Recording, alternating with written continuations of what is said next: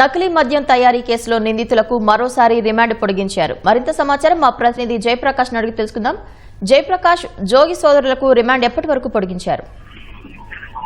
పవిత్ర, ఈ రోజు నకిలీ మద్యం కేసులో నిందితులకు రిమాండ్ గడువు ముగియనుండటంతో ఇందులో నిందితులుగా ఉన్నటువంటి జోగి రమేష్, జోగి రాములను విజయవాడ జిల్లా జైలు నుంచి ఈ రోజు ఉదయం విజయవాడ ఎక్సైజ్ కోర్టుకి తీసుకువచ్చారు. కొద్దిసేపటి కిందట కోర్టులో హాజరుపరచగా ఇరువురికి ఈ నెల 23వ తేదీ వరకు రిమాండ్ పొడిగిస్తూ న్యాయస్థానం ఉత్తర్వులు జారీ చేసింది.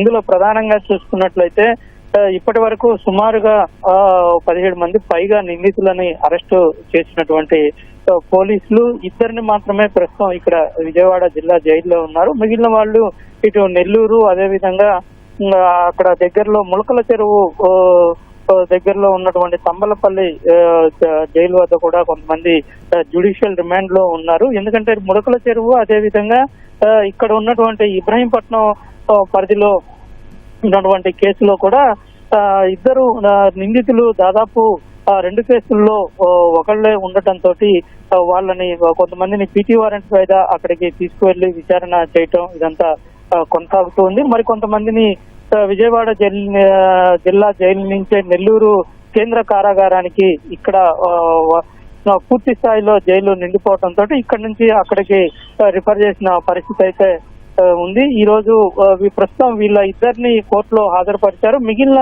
నిందితుల్ని ఆన్లైన్ ద్వారా ప్రవేశపెట్టనున్నారు.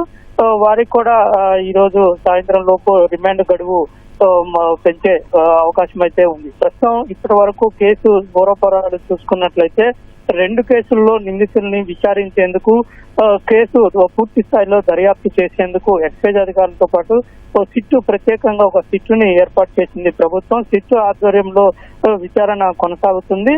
ఇంకా జోగి రమేష్ సోదరులను అటు ములకల చెరువు పిఎస్, అదేవిధంగా ఇక్కడ ఉన్నటువంటి ఇబ్రహీంపట్నం కేసులో ఇద్దరిని 2 కేసుల్లో కూడా కస్టడీకి తీసుకొని విచారించారు. దీంతో పాటు ప్రధాన నిందితులుగా ఉన్న జగన్మోహన్ రావు, జనార్దన్ రెడ్డిని కూడా, జనార్దన్ రావులను కూడా విచారించిన పరిస్థితి ఉంది.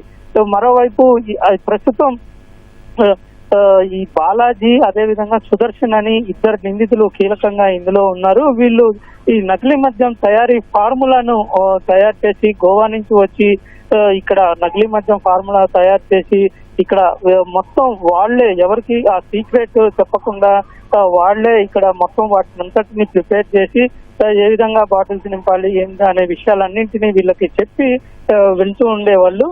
ఈ నేపథ్యంలో వాళ్ళ నుంచి ఇటీవల కస్టడీకి తీసుకున్నారు. ప్రస్తుతం వాళ్ళ విచారణ కూడా జరుగుతుంది. ఈ రోజు విచారణ ముగియనుంది. ఈ రోజు తోటి విచారణ ముగియనుంది. వాళ్ళని కూడా సాయంత్రం విచారణ ముగిసిన తర్వాత కోర్టులో హాజరుపరిచి అటు కేంద్ర కారాగారానికి తరలించనున్నారు.